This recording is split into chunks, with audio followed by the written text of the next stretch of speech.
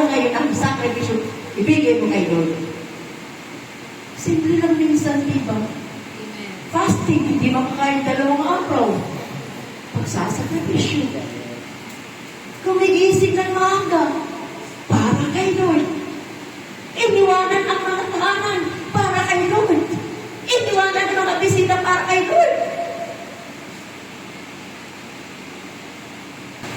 May pagsasakripisyo natin. Pero ang ending, gantimpala. 1 Corinthians 15:50, babalik tayo. Hindi mawawala ng kabuluhan ang inyong pagpapagalpan ay Lord. Tatanggap tayo gantimpala na nakaraan para sa iyo. May gantimpala sa pagpapagalpan kay Lord. Amen. Hindi mawawala ng saysay ang bawat pagkilos mo, bawat sakripisyo mo kay Lord. Hindi mawawala ng saysay yun.